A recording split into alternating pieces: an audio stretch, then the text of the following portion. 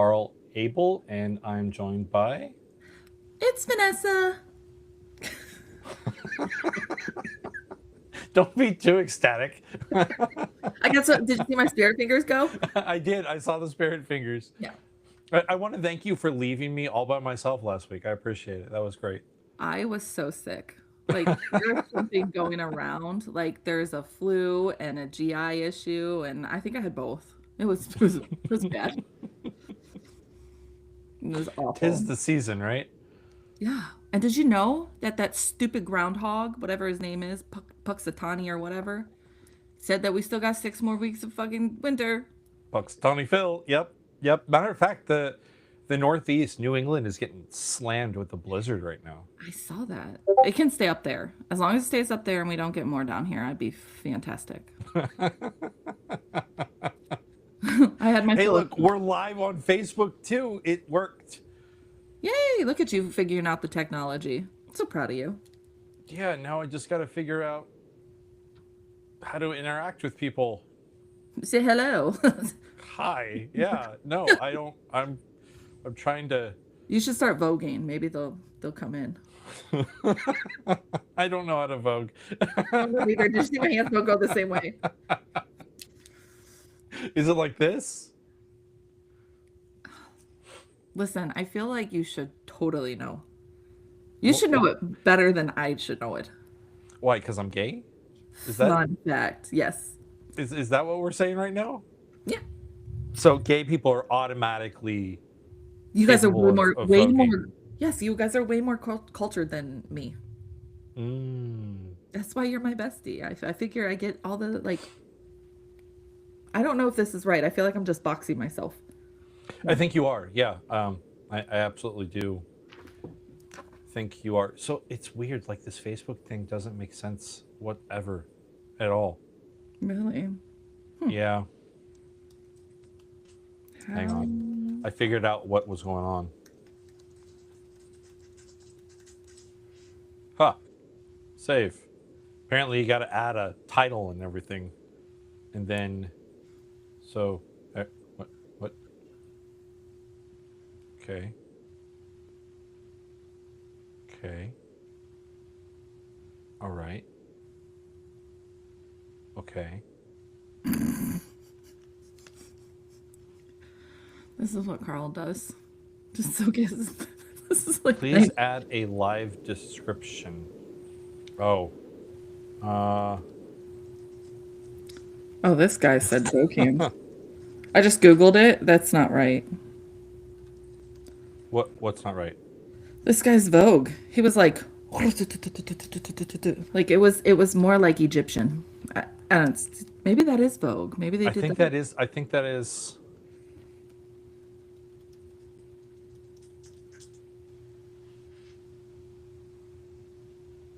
There we go. Okay, now we are officially live, I think. Yeah, I'm trying.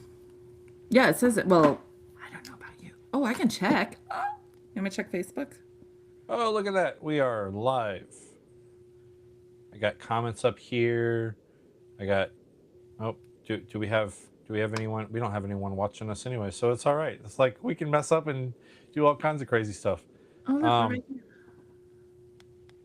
Yeah. So we're on Facebook now. Yeah. Are we on X? On the good old Twitter. Yeah, I need to, I guess should check that, right? Like. Yeah, because I don't have a Twitter. I don't do that mess. Ding. You're done. You're going to have to mute that. I'm so sorry. I'm trying to mute it. It should be muted, but it's... Welcome to my life, guys. Welcome to my life. Yeah, I don't know what I'm doing here. 95% of the time, we fake it till we make it. You know what? I don't care. If it works on X, it works on X. I'm not going to... It says it's working, so, whatever. It is what it is. Nice. Got no one watching us on YouTube, no one watching us on Riverside. It's okay. We do this for us. No one watching us on No, we Oh, do have a viewer on the Book of Faces. the Book of Faces. Yeah, Hello, yeah. Facebook. Hey, if you're watching us on Facebook, please drop a comment and let us know who you are and say hello. Um, so, with that being said, is it you or oh wait, no, it's really delayed. The video on Facebook is delayed. Stop. So I was looking too, and I was like, oh, I already showed that. Okay. I was like, oh, all right, well that happened. Oh, it's supposed to be a So pic. things to discuss this week. There was a I guess we can start with the tweet or the truth that Donald Trump posted last night about sending a hospital ship um, to Greenland to help the Greenlanders out with a health crisis that they're not undergoing, which is comical. And then it surfaced, and no pun intended, but it surfaced that a U.S. nuclear submarine had to surface and get it hot, hot, hot. It surfaced that a nuclear submarine. Okay. Um, I mean, they fucking surfaced. I'm so confused. To what was the joke? Where was the joke? because it surfaced that a submarine had to surface. Do they not surface, Bessie? Right, but the submarine had to surface because there was a sailor that was sick, and then that sailor got put onto a Danish ship in order to get medical treatment. Oh, And so, what Donald Trump said last night was that he was dispatching a U.S. hospital ship to Greenland to help with Greenland's medical crisis, which they're not having a medical crisis, right? And then here's the other kicker: both hospital ships, the Mercy and the Comfort, are currently in maintenance in Alabama and couldn't deploy if they needed to. so what hospital ship did he send? No one knows. So what happened is the the media went to the White House and said, "Hey, can you give us more information about this?" And the White House told the media to go to U.S. Northern Command for information about the deployment, and Northern Command told the media to go to the White House for comment. So nobody's gonna comment and tell us. I don't think anyone knows. Oh, okay. Huh. It's like let's just go around in circles and find out what's going on.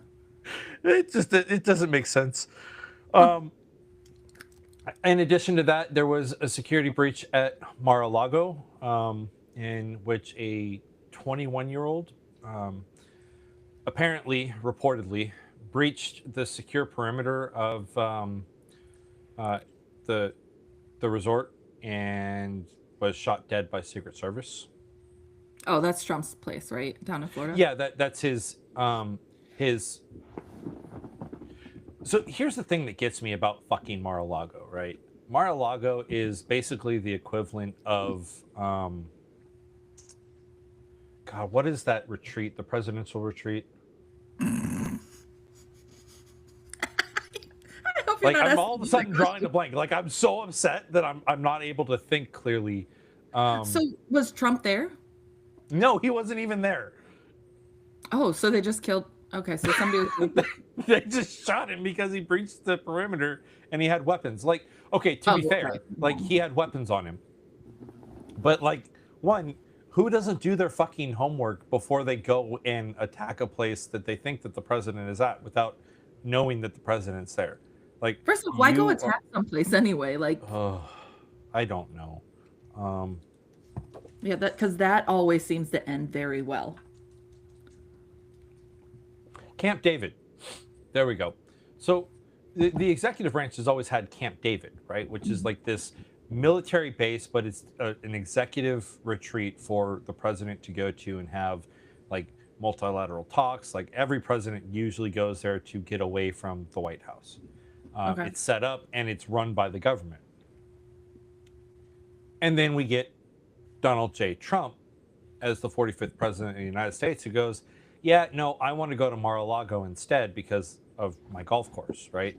And what results in that is the government winds up paying the Trump resort in order to stay there, which in turn gets funneled to Donald Trump in millions of dollars, right? So he's making money off of going on vacation.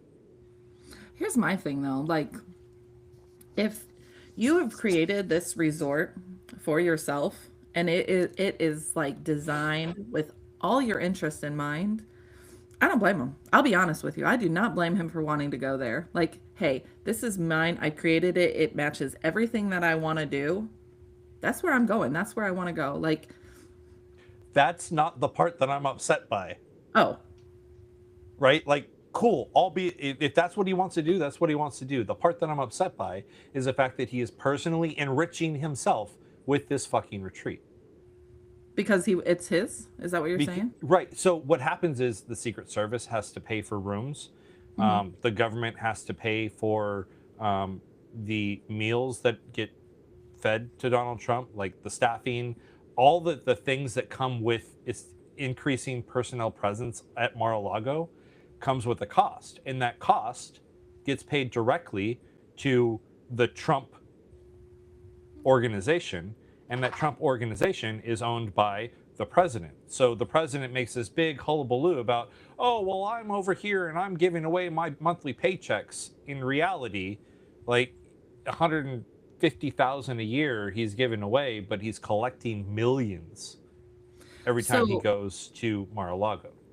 so think of it like I understand where like the upset part comes about, but like, is Camp David nice? Yes. Like super nice, like you would want to go there and like it, because I think of military bases and like everything like that. Like, do I really want to go there? Like, if I'm going on vacation or going to visit, like, do I want to go there or do I want to go to like a Hilton resort or a Marriott resort? You know, like to me, I'd be like, I'd rather go to an actual like Hilton Marriott resort, something like that, versus a government um, thing. Just because you know, and I know our government places are real, they shady sometimes. They got some Again, questionable the things. fact of the matter, so again, I go back to, like, okay, if the president doesn't want to go on a retreat to Camp David, I get it. He wants to take a vacation to somewhere nice. Camp Mhm. David is actually really nice because it's been used for bilateral talks both between Israel and Palestine. It's also been used to um, bring in foreign leaders from across the world and host them there. Like, it's not like this rundown, drabby, foreign listed folks type of military resort, right? Like, Yeah. um, uh, uh, I think one of the ones that I went to was Akuma, which was in Okinawa, and let me tell you, that place was, aside from the beach, it was crap, right? Um, so I mean, I can understand that, but here's, again, I reinforce my problem Is that he's getting money off of it. is that he is personally making money off of it. So, say that he wants to go on vacation. He doesn't want to go to like um Mar what's it called? Miargo? Mar-a-Lago. Mar-a-Lago. Say he doesn't Yep. want to go there and he goes to Hilton. He wants to go onto a Hilton thing. Well, then we're just putting the money into the Hiltons as well. So then like it's kind of like, I mean, if you're a business person, regardless, like you're gonna go where you're gonna make the money. And I understand. I understand people get upset about it and stuff.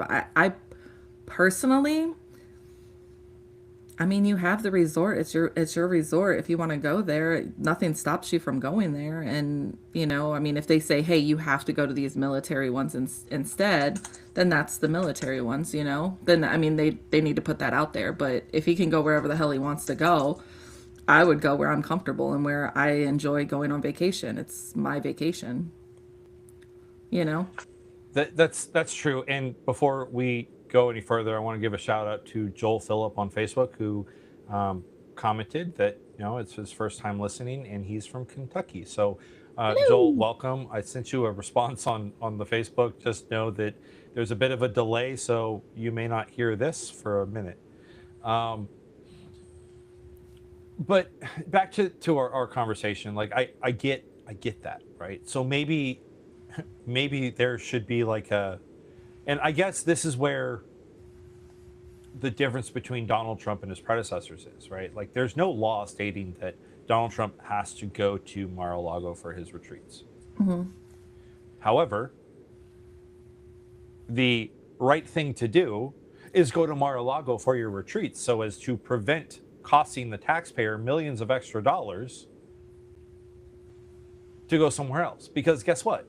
You're the president. As a sitting president, you are on the American taxpayer's dime every single time you go do something. I don't care if you're paying out of your own pocket to go on vacation. The Secret Service still have to go. You're not going to fund them. Like, that's just not going to happen. Right, right. So, like, is it is it ethical? No, but is I mean, like, if he was going there to conduct business as the president, I could see him that being an issue. But if he's going there on vacation, like, you can't tell somebody where they can and can't go on vacation, regardless of if they're the president or not. Like, they should be able to pick wherever the heck they want to go to. Ethically, does it seem messed up? Absolutely. But at the end of the day, like, he's not doing it to go to um he's not doing it for presidential things. He's doing it for his vacation. And regardless of where he goes on vacation, Secret Service is going to go regardless. He goes So, to Mar-a-Lago every single fucking weekend. well, is that where his house is? That's where his supposed home is. But there's, listen, like, I'm sorry, like, there's, and Cheryl brings this up on Facebook. Like, we're getting some comments on Facebook. Cheryl brings this up that there's an ethical issue, like you just brought up. There's the ethical issue, and this president seems to be an individual who doesn't give two fucks about ethics. He doesn't give two fucks about norms. He doesn't care about what the right thing to do is. All he cares about is self-enrichment. He's not going to Mar-a-Lago because it's cool. He's going to Mar-a-Lago because it makes him rich. It lines his pocket, and he can do it because there's no law that says he can't. But if you just said that that's where his house is, so you're saying that every president, they shouldn't be able to go to their home. They should just stay at the White House. If if I had it my way, absolutely, right? Like, you have the presidential residence, you have got the residence at the top of the White House. The president, who is currently in office, should not leave the White House to go home, because that is home for the next 4 years, right? Like, if I were president, I would live at the White House, I would work at the White House, and when I went on vacation, I'd go to Camp David on vacation. But I'm also the guy that, if I was president, I would sign an executive order giving Congress 365 days to codify all the executive orders that currently exist. And after that 365-day review process, all of those executive orders would go out the window. Because I don't believe that the president should leverage executive authority to govern, and should require Congress to provide the presidency with the left and right lateral limits. I wrote a paper on this, and the bottom line is that Congress is doing this thing where they like to avoid making the big decisions so as to avoid criticism in order to keep their job, while allowing and conceding their responsibilities to the president. Right? So if I was president, I would put the bowl back in the freaking pen and be like, listen, you need to figure this out. This is your country. You are the representatives of the people. It is your responsibility to tell me how to run the country. And I will not run the country by fiat, because that's not my job. Right. And I think that in retrospect, I mean, like, we can sit here and say, if I was president, I would do this. If I was president, I would do that. And I mean, there's definitely huge things that, like I've said before, like, I definitely see that, like, things that he said he would do, he's done. Was the execution good? No, absolutely not. Like, his execution is shit. But, I think he's the type that he wants to, what he said he's going to do, he's going to do, whether it's a good thing or a bad thing. Like, he's going to do it. And the execution behind everything has just been garbage. And he doesn't necessarily like to go back and rethink and repull and be like, what could I have done better? You know, okay, this is working, this isn't. Let's redo it and see what can work. It's just more or less like he's like, oh, that didn't work. Well, that's okay. Let's keep going. Keep going with what's not working.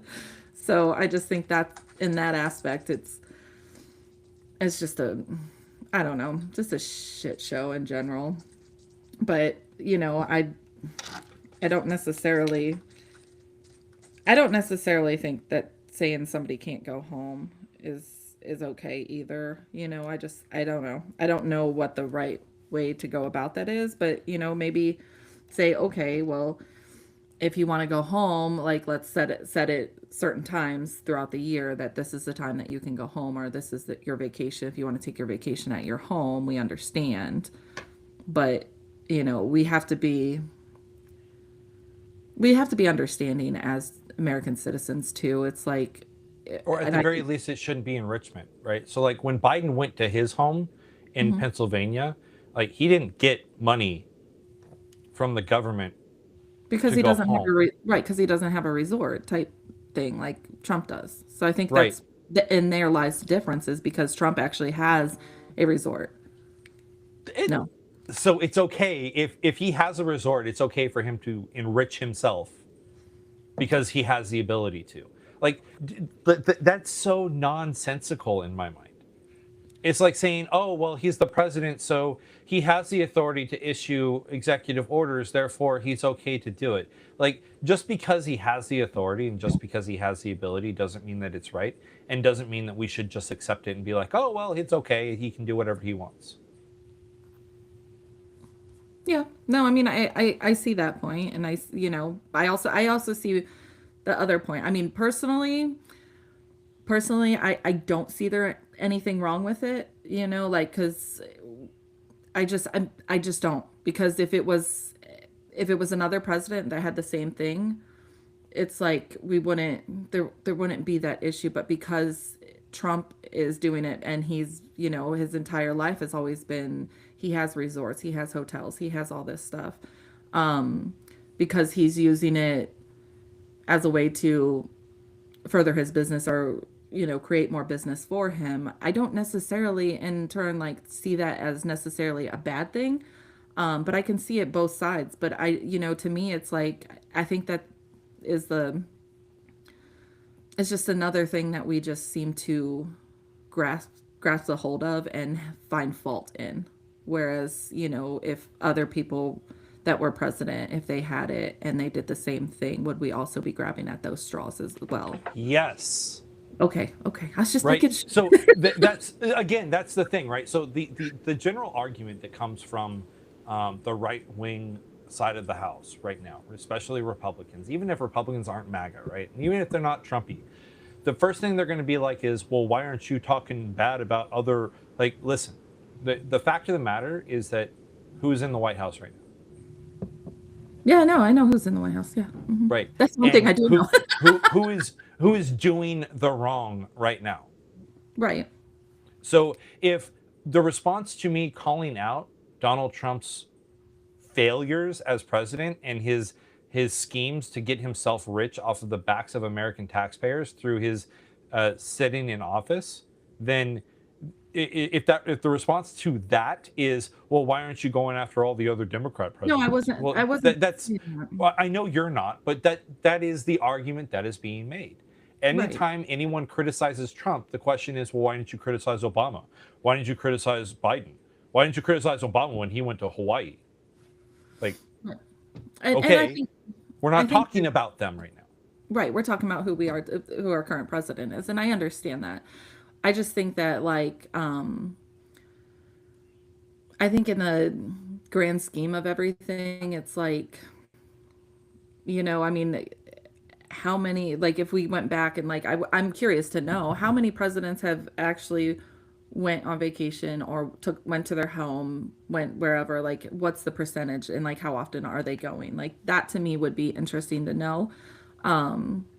Just just to find out, and you know, and see like, you know, if you have, I don't know, parents or whatever, and you're the president, you want to go visit your parents, like And then I know what you're saying. I know that it was because it's his resort. I know that it's because he's getting money because he's going. And I get that. I totally understand that. But it's like you're basically saying like, okay, so that's where your home is, and no, we can't stay there. We can't go there. You need to go someplace else instead. You can't go to your. Or how about this? If the president's going to go home to Mar-a-Lago, the money that goes into that resort should not be directed to the president because he went to Mar-a-Lago, right? There should be some way to de-incentivize the president from being like, hey, you know what? I'm going to go to Mar-a-Lago because it's going to make me richer. That's the only reason he's going there. And well, that and the fact that there's gold everywhere because he loves gold. Um, I and won't lie. I kind probably of like. because he can cheat on the golf course. Well, I mean, I tried golfing. I don't know how you can cheat on a golf course, to be honest, because like my ball, it's great because when I go, it doesn't go very far. Like, Well, the way that he cheats on the golf course is he has people go ahead of him and drop a ball so that that's where he plays from instead of actually playing from where the fucking ball went. oh, okay. Well, then I guess I can see the cheating part, but that's, And it was caught on live TV at one of his golf tournaments where he if came that's back what and he it likes was to like, "Oh, I do. won, I won, I won, I won." No, bitch, you cheated. Um, Yeah, so if that's what he likes, you know what I mean? Like if that makes him feel good at warm and fuzzy, that's his cheating. That's on him. That's on you. Personally, like golfing's hard. Like super hard. Now I can do top golf like a fucking pro. Like let me just be quite honest. I can shoot some top golf and I win at top golf, but don't put me on like an 18 hole. Like it's not going nowhere. It's not. I'm gonna lose. Real bad. it's because top golf there's no effort involved, right? Like Oh, there's you know what? We're going. top We're golf is going. easier than miniature golf, which by the way, I learned that mini golf came as a result of the success of putt putt, which was actually invented in Fayetteville, North Carolina. Nice. Yeah, I had no idea. And it was invented in Fayetteville because some dude was having a lot of stress problems. And he really liked golf, and golf was picking up in North Carolina. He was told by his counselor that he needed to find an output for his stress. And so rather than go to a golf course, he invented this putt putt process where you just putt the ball around on the. And putt putt is different from mini golf because mini golf has like all the obstacles and everything. Hmm. Putt putt is literally just putting the ball. Yeah, no, I'm not good at that. No. Okay, that's it. You know what? We are going to Top Golf. We will record it, and then you can tell me how easy it is. Just saying. And I will post it on my Facebook. I will go live, and I'll be like, "This is us playing Top Golf." Woo. Maybe we can figure out how to go live on TikTok for that. That'd be great. But getting back on track, Sorry. and moving. No, you're fine. Moving down through the list of things. One of the big headlines for this week was the Supreme Court ruling on Donald Trump's tariffs. Yeah, they're unconstitutional. They did find that they were unconstitutional. And so what did Trump do? He threw a fit like the big baby that he is, and said, fine, I'm going to impose 10%, no, I mean 15% tariffs on the entire world. Okay. All right. like, why? What's the reasoning behind it? Like, Donald Trump seems to think that the tariffs are powerful. He seems to think that by imposing tariffs, he's actually forcing other nations to pay to import money or import goods into the United States. What he doesn't seem to quite comprehend is that when you apply tariffs, the price of those tariffs on those goods, which is essentially a tax, which is what the Supreme Court determined, is being applied to the end buyer. So the Americans are actually paying the fucking tariff, which is yeah, why I the price of know. goods goes up. Well, Um, that's crazy. he I he's just he remember. but this goes into the fact that Donald Trump doesn't really understand the Constitution, right? In point blank, he Like, don't they have to take like a course on the Constitution before you can become president? Like, shouldn't that be like a no, mandate? Wait, stop. That's not a mandate. no. All Shut the he f has to do up. is get the approval of the people. And guess what? The majority of Americans don't understand the Constitution. I don't know how many times I've pointed out you don't understand the Constitution. Don't fucking call me out. Like, you stand Too your late. side. You're right. I don't, because for me, like, I'll be honest, I hated history. Hated history. Principles of democracy. No, I did that just to pass high school. It wasn't like my thing, which is fine. But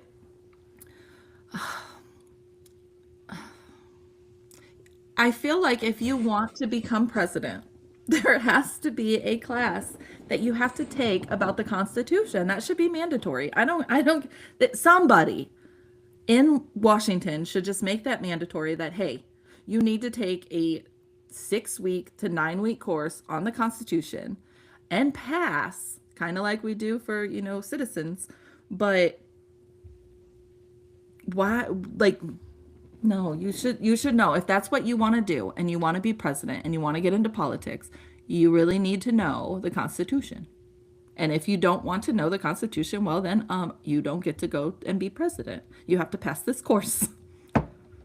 I mean, the same could be said for all of the representatives that sit in the House and the Senate, right? Like, Yeah, I think 100%.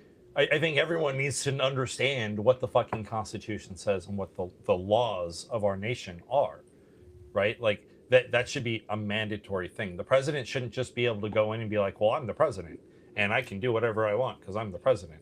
And then get Yeah, pissy when the Supreme Court goes, "Actually, per the Constitution, you don't have the authority to levy taxes, including tariffs."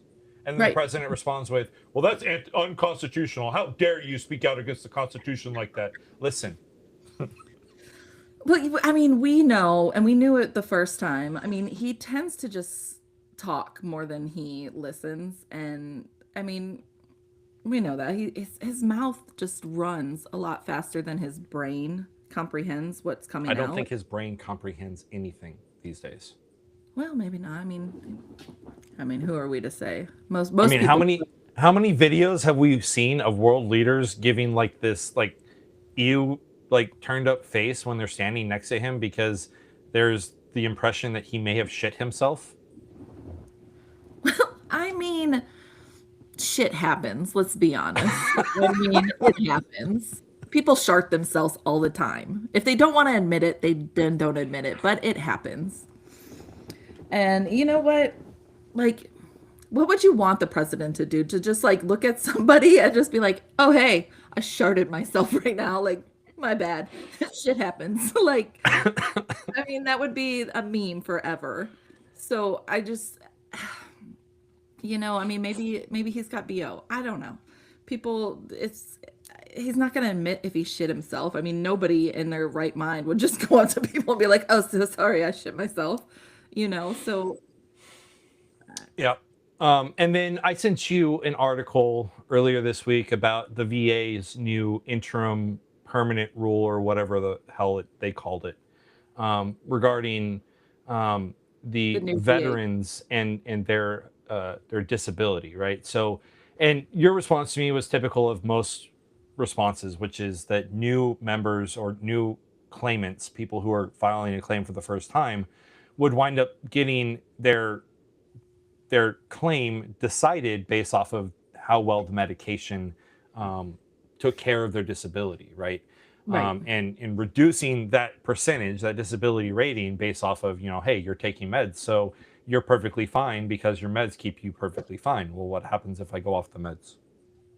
Right. I mean, it's kind of like, I mean, I work in the medical field, so it's like basically saying, "Oh, well, look, hey, you've been diagnosed with hypertension, but you're on this medication, so you don't have hypertension." That's not how it works. You still have hypertension, and the reason it's manageable is because of your medication. People with, I mean, I see it all the time, and there's like, especially mental health. I mean, most of during our service time, was the post 9/11. We were in an active war. Most of the people that came out and that went to combat areas came out with PTSD. And they are manageable with their medication because of that. But I will say, I see all the time where people, you feel good on your medication, you don't feel like you're having symptoms or anything. So what do? I don't need this medication. I'm guilty of it. Like I stopped taking my medication and then I'm like, oh, I feel like shit again. Like, oh, no way. It's still there. And so you have to get back onto it. And I just think that whole thing was just so stupid. You can't say that just because it's working for you doesn't mean that you don't have it in Right. essence. And there was so much pushback, and there was a lot of pushback from the big five. I mean, I was in some of the veterans groups, and I'm like, why aren't we talking about this? Like, and not necessarily why aren't we talking about this, but what is being done, right? And it Yeah. was it was because of the fact that, for me, I'm the type of person that when I see a problem, I want to go fix it.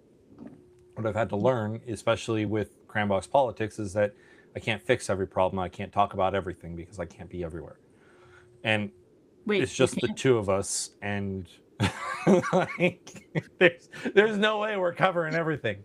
Um, Damn but it. but luckily, the big five um, veterans organizations did a lot of work in order to help bring that policy to a close. Now it's not getting implemented now, like they suspended the actual rollout, which means that it could get rolled out later on down the road. But the fact of the matter is that that policy doesn't exist now. I think one of the other concerning things for me was the fact that they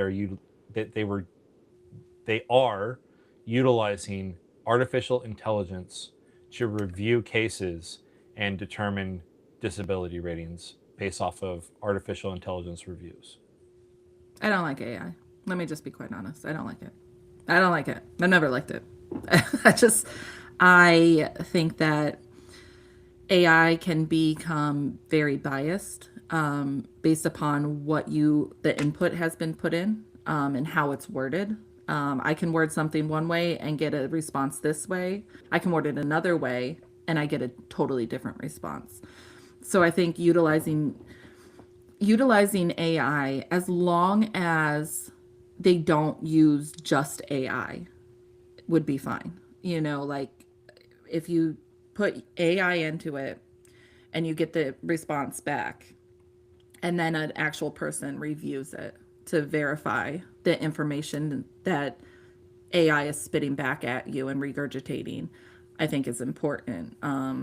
So, but it's just you can't just go on a computer and just say, hey, yeah, tell me this, and it's going to give you the accurate information, because there are AI programs out there that you can input stuff into and ask questions about,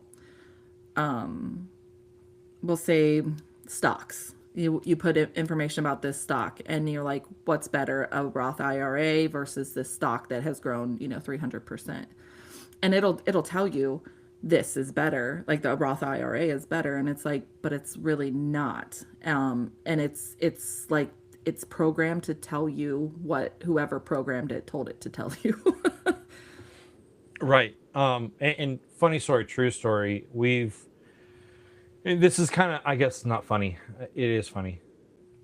Grok, Grok AI, right? The whole X, the Twitter AI thing that's out there. That's you can go in, you can ask it to take the clothes off of people, and it'll give you full nudes that are fakes. Like there was the whole debacle with Taylor Swift and the way that it was spitting out nude images of Taylor Swift. No, I don't know about it. Partway because I don't do Twitter, but I can No. see why that happens, and how it can So happen. so the reason I bring that up is because, and this isn't recent. This is like we know this. The health agency, the one that is run by, I forgot what they call it, the Health and Human Services. Yeah, Health and Human Services. So the Secretary of Health and Human Services being oh God, RFK Jr. the one that does it's all the time. Um, You're going to hell. Just I know. Um, Jesus Christ. I think you need to go. You're taking time out right now. Just time out. Jesus. uh, Anywho, so the Health and Human Services put out on their website an AI that was that's designed to be like a chatbot. That Cheryl goes has brainworms. Cheryl, but this chatbot is actually powered by Grok, right? And so you can actually go there and you can chat with it and ask it, what types of food should I eat if I want to lose weight, yada yada yada, blah blah blah. My concern is that they are utilizing the same chatbot as the basis for determining eligibility for um, disability for veterans. And I never gave my consent to allow my HIPAA information to be fed to a private artificial intelligence in order to determine anything. It depends on I understand HIPAA, but it also depends on if it is when you sign up for insurance, they have a third party system that they go through to issue denials. Let's say that because I know this. So they'll send your information to this third party person. You'll never know that it was sent there because they're not going to say, hey, there's a denial on your claim unless it's sent to you. If the denial is for you, then that's one thing. But if it's a denial sent from the insurance company to the hospital, the person involved never knows. So you do, in essence, yes, you have consented, but not knowing that you consented because if it's anything to do with that insurance company, they can give your medical information to an auditing company to review and determine, and they'll actually send to the hospital a release of information, and they will ask for medical records, and we have to send it to them as long as it's followed from that like your insurance company. Because say you have Blue Cross Blue Shield and they say, well, we want to see this medical record of this stay that you had at the hospital to determine, was it authorized, was it needed, and as long as it's coming from your insurance company, they can be sent to them, and you will never know. You honestly, like most people, don't know that it's sent to, or that they've even issued a denial. Right, and so that is sale of information, and it's wrong in my opinion. Like that. It's not sale. They're not selling it.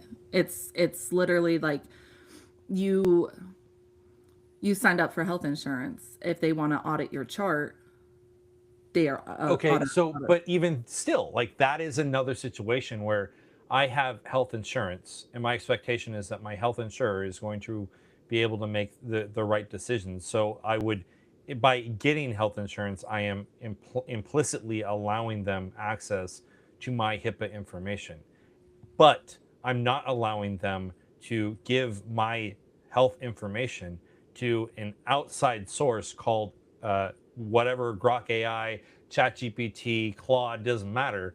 Like I'm not giving them the authorization to utilize those types of tools to determine my eligibility.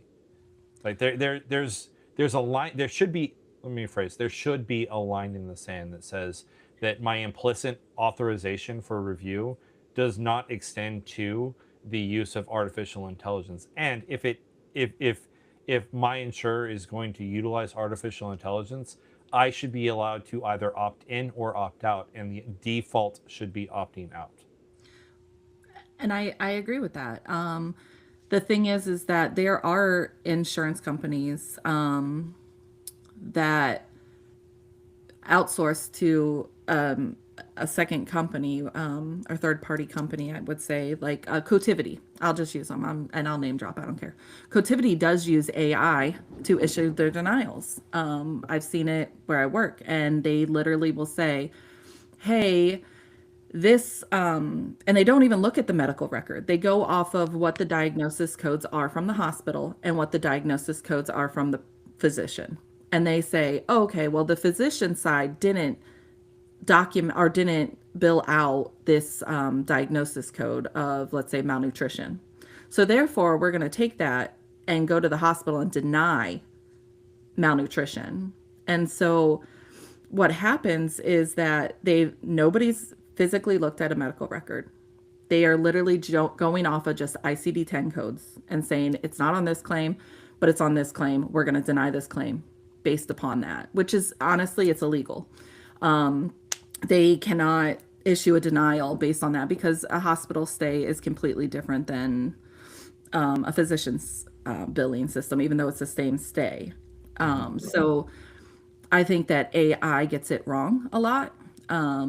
It seems that for whatever reason they want to use it, but how they get around it is that they're not using ChatGPT. They're not using these outsourced AI systems. They're using their own AI system that they have purchased, they have bought, they have done into or built or whatever it is that they do. So it's not going outside, it's not going to the public. It's literally internally their AI system. And that's how I think they get around it, is because of that. I think AI, in the grand scheme of things, on certain things, it makes sense. It can make things easier. However, I really feel like we have a So according to Cheryl, it's a third party. It's not the VA's AI. So it's still getting outsourced to a third party. well, it depends. It really depends because like Cotivity who issues denials and they work for it for Blue Cross Blue Shield, Affinity, 1199, different insurance companies like that. They send it to Cotivity, who has their own AI system, and they compare the claims together, and then they say, "Oh, well, these don't make sense, and here you go. Here's a denial because of that." So it's I just think that we don't know too much about it. To where you can say, "Hey, don't do this." Like, like I don't want my system. You can't. That's like basically saying to your health insurance company, "I don't want you to use my medical record. I don't want you to have access to my medical record." Well, you sign it. You sign over your rights for them to get your medical record when you sign up for insurance. Right, but it's different. My my expectation is that when my data is being utilized by my insurance company, or in this case VA, right? The understanding is that my information is going to be secure, and if what the comments are saying is that these third party organizations, these third party companies, these third party AI tools are being utilized, at what point does the positive control of my medical data, my HIPAA, become no longer positively controlled and then gets turned around and utilized to train AI, right? Like we're running into this wall of like, this is not okay. And Right. to Joel, right? Joel just said, and in the fine print, I'm guessing we're saying okay to use AI with our data. Well, I didn't see anything in the fine print when I signed up for VA Health, and I didn't see anything in the fine print when I actually went through the process of getting my disability claim. Right. So, it just the problem is like, yes, there is HIPAA, and you do have HIPAA to where we can't, you have protected health information, which is your PHI. So if I send your medical information and I take out all the PHI, there shouldn't be a problem then, because now your protected health information is gone. It doesn't have your name. It doesn't have your like anything like that. It just has your diagnosis and stuff. So, I'm not saying that. Please don't get it wrong, and please don't beat me up for saying this. But your protected health information is completely different than what HIPAA is. So therein lies the issue. So if your health insurance or health company gets your medical information, and I don't know how the VA works in that aspect, but I do know how like Blue Cross and Blue Shield and all that work. So if they get your medical record, at that point, there is because they are paying for your medical. It is also their information. So when they send it to somebody else to review and verify things into it, it's it's one of those things that they are allowed to do that. You don't have to sign off on it. And I'll give it. It's complicated, right? Like, Yeah, it's it's super complicated. it, it I don't like AI. it. I think that AI needs to be limited, and in complicated scenarios, we need to have an automatic opt out with the option to opt in. Period. Yeah. Um, Well, it's kind of like when they say that hey, we have an electronic health record. You have access to it, like Epic, my chart. Do you want to be able to access your chart through, the portal or whatever? Those things, in essence, there's been a lot. I mean, it's been going on for a long time where, like they do put in security things to protect it, but there's always a chance that people can get into it. Personally, I really have no idea why anybody would want to like jump in and get into my medical record. Like personally, like I just don't understand why people are like, you know what? I just want to see their medical record. Now, HIPAA, HIPAA, like for where I work, and the company and anywhere I've worked in the hospitals, I can't access somebody like say the hospital I worked at, you were a patient, Carl. I can't go into that and type in your name and view your medical record if it is not part of my job. That in there, if I access somebody's medical record that is not part of my job, I will lose my job. It's it's huge in there. In fact, I accidentally sent an email to the wrong person in my health organization. But because I had disclosed I had to report myself to compliance. And it's not a huge compliance issue. It was just that I had sent it to Staten Island when it was Long Island. Like, and but it's still in our scope of it. But because I still had to report myself, and after I think it's 6 reports for a year, I'll lose my job if I email something to the wrong person. So it's just, I think that the AI is stupid in the medical field, honestly, because I feel like we have just, you can't tell me that a computer is going to be able to pick everything and be able to look through it and say, yep, that's what they have. Because, I mean, we see it now with computer assisted coding, where they will pick up everything, everything. And it's like, they can't have dehydration and fluid overload at the same time. Like, you can't pick up both. And they'll pick up every sign and symptom. They pick up every disease. They pick up everything like that. And if you just go by what they have picked out, you're going to send a claim that has like 70 plus diagnosis codes that are not appropriate because, there are signs and symptoms that go with, a main diagnosis, and you don't code the signs and symptoms. So until they can learn how to make them more efficient, I think that a human person needs to always be involved. yeah. So I guess this would be our final news story for the week. A new account came out about lawmakers who have announced that they are not seeking re-election this year. Ooh, That number is now 68, majority of them being Republican. they're not seeking reelection? They are not seeking re-election. They're giving up. They're done.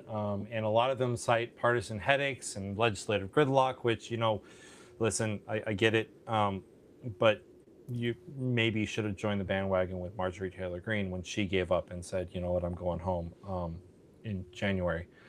But the interesting thing about this is that they're quitting like in mass, and it's could be a good thing, could be a bad thing, depending on the way that we turn and the way that we look at and examine things. It doesn't necessarily mean that all the majority of Republicans who are retiring doesn't necessarily mean that we're going to get Democrats to slide in and take their seats, but it does change the calculus for the 2026 midterms, and it changes what the outlook kind of intones as far as what the 120th Congress could look like starting in 2027. Um, right? We're in next year's 2027. This is 2026. Do, do, do, do, do, God, do. how did that happen? It's this thing that happens every year on December 31st. It rolls over to the new year. Yeah, but where did the time go, man? Like, this is insane. Um, It flies by. I'll be honest with you. Like, my son's about to be 13. no, he's not. Yes, he is. Next, No, like in he's still like 6. Like, no, don't like in no. in like 2 weeks. Oh my God. Am I Does invited to the that birthday make you? party? Yeah, of course. Okay. Um, So, but at the end of the day, what this looks like is that we could wind up having a very competitive Senate race going on this year, which could result in and I'm saying could, because right now we know that there's a potential, a very high potential for Democrats to take the House of Representatives, so they could wind up with a majority of that's 23 representatives Mhm. over their Republican counterparts. So that I mean that's interesting news. Um, all that means is that in the House we could wind up seeing more impeachment articles coming out, which I think the first thing that the Democrats should do is move to impeach Pam Bondi, because she's an insolent little fuck that doesn't seem to understand. She doesn't understand her role. Like, I don't know if anyone has watched, and viewers, if you're watching, you can tell me if you watched the Oversight Committee, um, where she basically had this burn book for all the Democrat lawmakers, so that when they asked her tough questions, she could just turn it around on them and call them out for being unpatriotic, and asking them to apologize to the president. I wish I had sound bites for that, because I would have sound effects in this video. You know what? Next time I'm gonna have that in there. Why do you get So sound effects? I don't get sound effects. well, because I'm the producer of the show. That's why I get sound effects. Um, so you can pout all day long, right? Okay, Donald Trump. Um, I'm Vanessa. I can pout all I want to, and I will. I will pout. I will get my sound effects. You know what? I'll just make them on my phone, and then I'll just go boop boop. I'll just make oh, them. is that how you're gonna Yeah, do? yeah. But you're right, and Cheryl, you're right. Chrissy Nome, I think those two should be the priority for the impeachment process. I think that we should also be looking at the potential impeachments of certain justices on the Supreme Court, because of their demonstrated tendency to align with uh, organizations that are not the government. And you can tell that there has been bribery and things like that going on within the Supreme Court. But also, I think that there will come a time where the president, Donald Trump, will get impeached. I think that's coming very quickly. However, if that happens and the House is taken by the Democrats, but the Senate is not, we can see a repeat of the first term impeachments, where the House impeached and the Senate declined to do anything. Um, Whereas if the Senate gets taken by the Democrats as well, we're going to see. Joel, you're right. I think we should impeach them all. Right? Like, let's just hold them all to the fire. Let's just Um, start over. Like, just start over.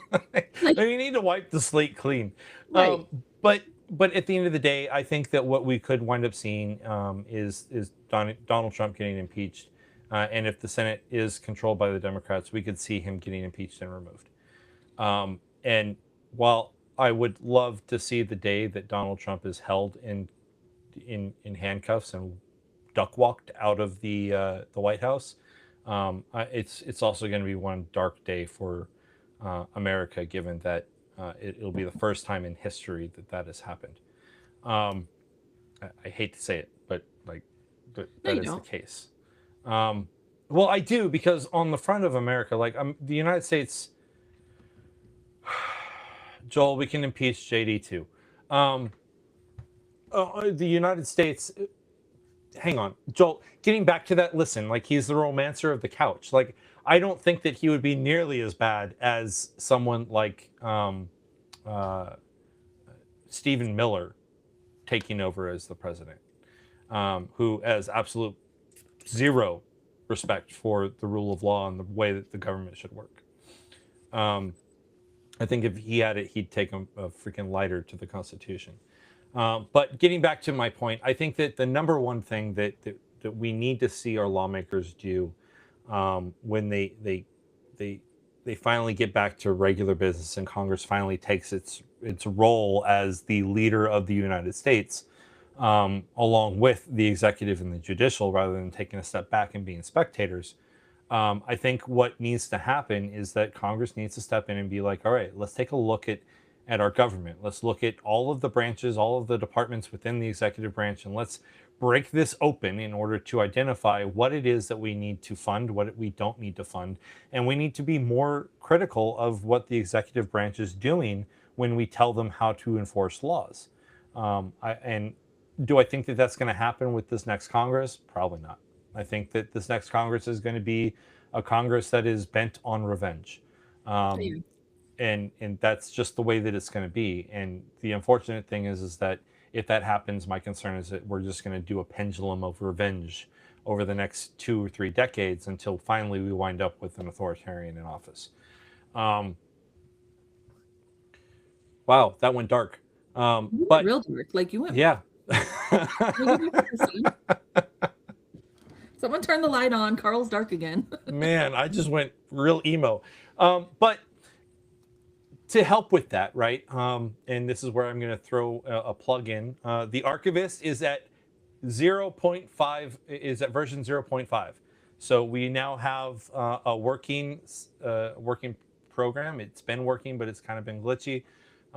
Slowly working on developing the updates. The hope is that by mid-March, we will be able to push the Archivist out for public release. And the reason I plug that is because the Archivist is designed to be the tool that we as the average Americans can use in order to understand what is going on with our government, understand the laws that are being pushed, understand the bills that are being talked about in Congress. Which, by the way, guess the percentage of bills that became laws so far this Congress, Vanessa. Oh, I have to get. Okay, tell me this. How many have been put out? You mean Like, how many bills have been introduced in yeah, there Congress? you go. That Little word. over 13,000 so far. 13,000. Yes. I'm going with 1,000. You're going with 1,000 bills have become law? Well, by your face, I feel like that is absurd. So I'm gonna go with 100. 76. Jesus. So that accounts for less than 0.6% of all the bills that have been introduced have actually become law. Interesting. And there was the you're right, 0%, Joel. It's less than a percentage. So the the one thing that struck out to me, and we talked about this, or I talked about this last week, was their use of a veterans bill that was designed to establish a commission to identify ways that the VA could comply with the ADA. They took that bill, which had been passed on a bipartisan basis in the Senate, and Republicans stripped the wording of that bill, S1383, and they reintroduced that bill as the SAVE Act. And Vanessa, you and I have talked about the SAVE Act a couple of times. Yeah. But that did get passed. That is sitting in the Senate. I don't anticipate that it's going to get any traction. I think the Senate's just going to sit on it, but we'll see what happens. I feel like the Senate sits on everything. They do, and to an extent, that's a good thing, right? Like in this situation, that's a really good thing. Yeah, for that, but for other things, it's like, come on, like do your damn job. Like it's annoying sometimes where it's like, just do what you have been hired to do, because anywhere else, if you were hired and you're not doing your job, you're fired. Like, I don't But care this if you goes were back voted in. to what is their job? Who? The members of Congress, Senate, and representatives. They are What to is their job? represent us and our best interest in what we want as the people. And if Okay. there are bills introduced, why are we not trying to pass them? Why out of 13,000 did only 75 get pushed through? Well, because that is the process, right? So I wouldn't look at it from the perspective of, oh, they're not doing their job because there's 0.6% of the bills that were introduced that have become law, right? But what I would say is that, and Joel, to your point, like bring accountability back to government again. You're not wrong, but here's my point here, right? Who holds our representatives accountable? I think And it's Vanessa, we. you've been with me the entire time. You know what my answer to this question is. But what is it? What is that answer? It's us, voters. Right. So if we want accountability in Congress, it is our responsibility as voters to hold them accountable, which again is why I'm creating, or we as a company are creating the archivist. Um, Well, the let me the ask whole you this. idea, the whole point here is to ensure that voters have the ability to hold their representatives accountable, right? You talked about how our representatives in the Senate and the House are there to represent us as a people. Well, that's great as a vague, nebulous us, right? But when you think about it, right, a representative who is representing people from a backwoods district in Louisiana is going to have a different constituency than a representative who is representing super liberal region of California, right? Like they're going to butt heads. So the fact that there is a delay, the fact that there is a slow, deliberative process, I would say, is an indication that is a good thing. Um, I would get more worried if bills were introduced and passed on a rubber stamp basis by our Congress in order to ensure that the president got his agenda done. So I kind of support what's going on. I got you. So let me ask you this, right? So if we as the people do not like the person that we have voted in, right? Can we veto, like, can we impeach them as the people? Or is it only Congress and them can impeach? Like, can we as the people start the impeachment process on somebody that we voted in? We can petition for an impeachment, right? We can petition for that type of thing. But here's the critical point here, is that our way of getting rid of our representatives is by going to the polling booth and at the next election and saying, okay, sorry, you didn't do your job, you're done, you're fired. Right. So That there's makes nothing that we sense. can, yeah. So it's basically like once they're it, oh, excuse me, once they're in, basically you have the 2 years, you're stuck with them fuckers. 2 to 6, it depends. If they're a senator, they got 6. You got 6 years. You're stuck with them. Um, Like, unless, I mean, can we do like a there are job? ways. Like, you know how like you have job performances where you work and well maybe I mean, yeah, you were in the military. I was gonna say, Carl, maybe you don't know what I'm talking about, but you were in the military. So, like every 6 months to a year, you have a job performance to see like, hey, this is where you're doing good at, this is where you can improve, blah, blah, blah, blah, blah. Why don't we do that as like why doesn't our Congress people get that? And to where us as the American citizens can say, hey, here's what we think that you're doing, what you've done good, what you've done bad. Like, here's your job score, here's your performance activities. Like, why do they not get the same thing? And every year, like, we can go to the voting thing, like, and go to our voting poll and say, hey, do we think they're doing a good job? Yes or no? Well, what can they do better at? This, and this. Like, why can't we do that? Who's your favorite sports team? But I don't watch sports. Okay, what do you pay attention to? TikTok and I scroll Facebook. So you don't have like a pop culture thing where you pay attention to that one thing, right? I can almost guarantee you that if we were to ask the audience, hey, tell us about your favorite football team, they're going to tell us about their favorite football team. Maybe not everyone, right? I'm a nerd. I can't tell you about the 49ers, except that Steve Young and Jerry Rice was the greatest passing team ever in the history of the 49ers. But that's like when I was a kid. But my point here is that most Americans know more about a football team or a basketball team or a hockey team than they do about their own representatives, right? Yeah. You ask the question of, well, why isn't there a report card? Well, that's what I'm trying. That is why we are developing the archivist, to Right. create that type of report card. There are various report cards out there that are done by various different organizations. And the problem with those various organizations is that when you look at these organizations, and you can actually tell that there's a bias, right? Yeah. What the archivist is going to do is give users the data up front, so you'll be able to see the numbers rather than actually getting a story. You're not going to get the numbers on whether or not the candidate or your representative is pro the Green New Deal, which gets yelled at by Republicans but never actually happened, right? But I don't. We don't care about that so much as, how well is your congressman doing? How did your congressman fare with regards to voting? Right, Greg Murphy so far has missed 30 votes in the House because of a surgery.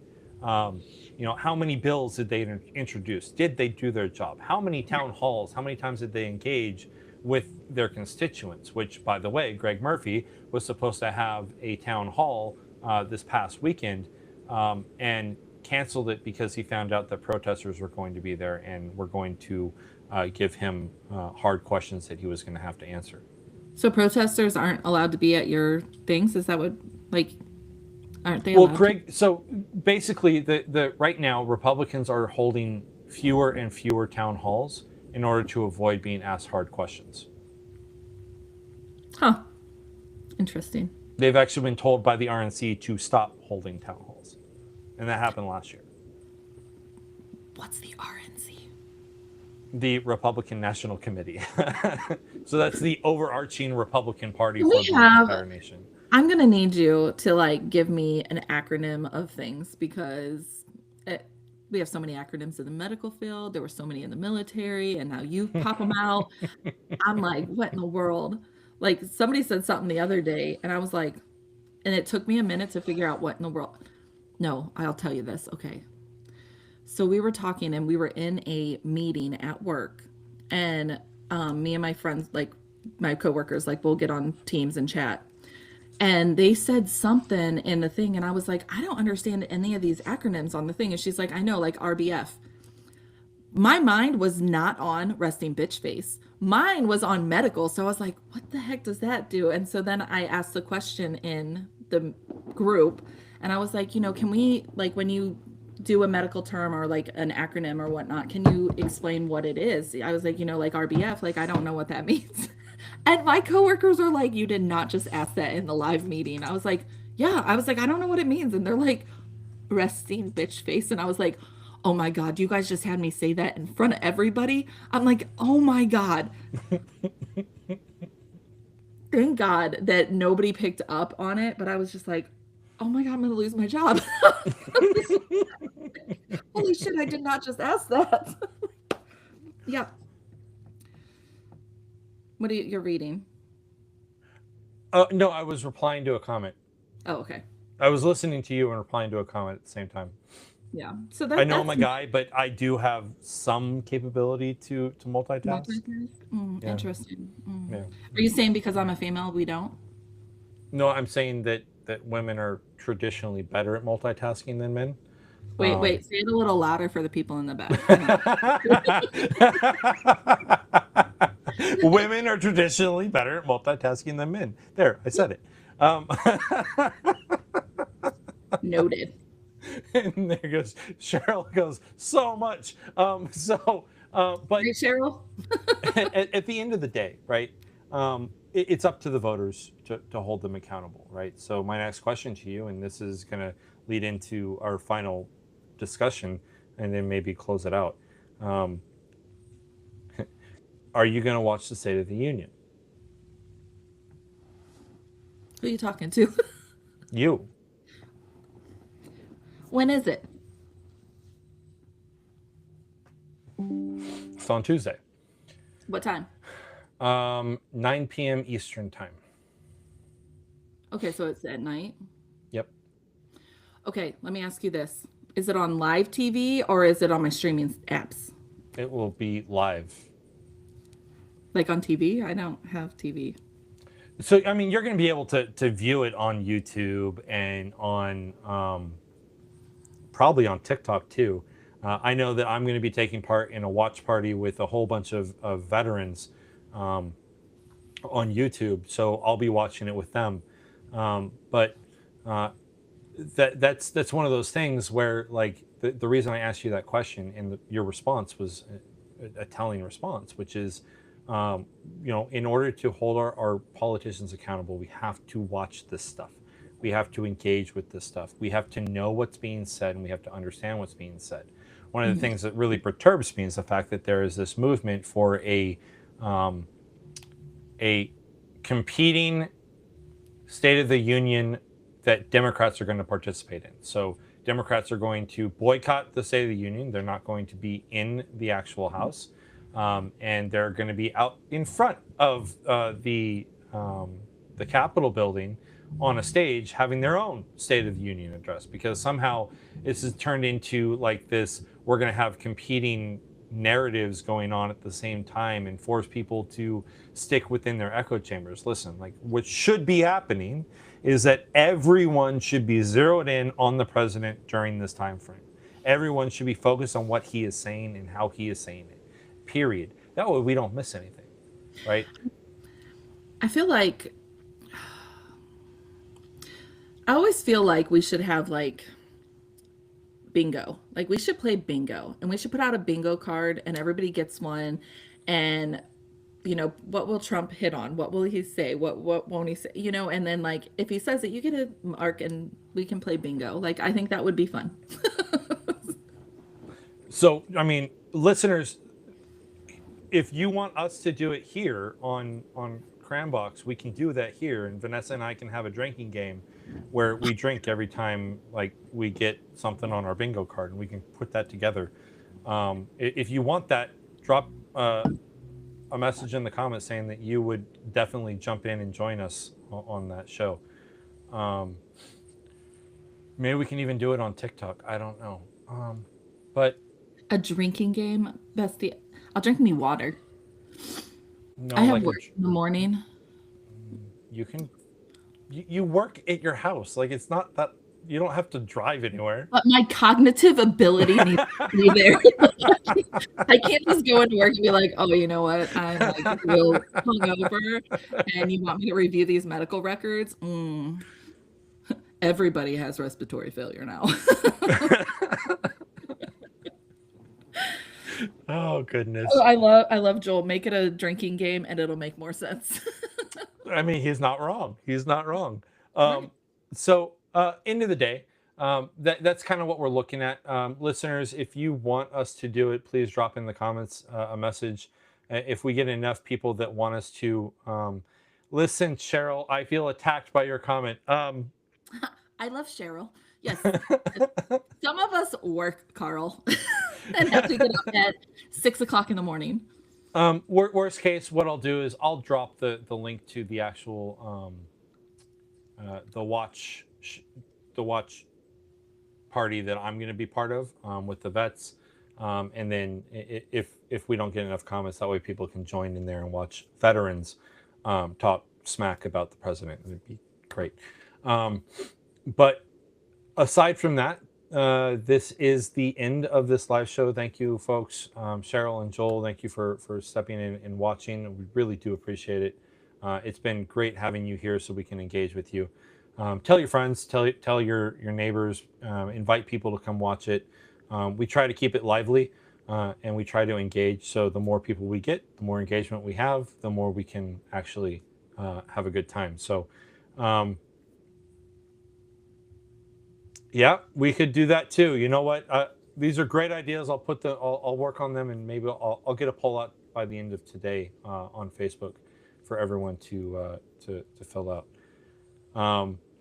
But thank you again, Joel. Thank you. We're here every Sunday, so hop in and join us. But other than that, Vanessa, do you have any closing statements? Oh, thank you guys so much. Just reiterating what Carl said. Like we are here every Sunday we go live at 3 Eastern Standard Time. So, you know, if you can log in, interact with us. I am not into like really like I don't know that much about politics, so I can just only give I'm the person that is like a normal everyday American that doesn't follow politics, and Carl is the person that just tells me this is what's going on, and I'm like, okay, let's follow it. And I keep him grounded. To that point, if you have topics that come up that you want to talk about over the next week and you want us to bring them up in the live show, shoot them our way either via direct message on any of the socials or to contact at cranboxpolitics.com. And I'll make sure that gets pushed out as well, and we talk about it next week. But aside from that, stay informed, stay engaged, and always color outside the line.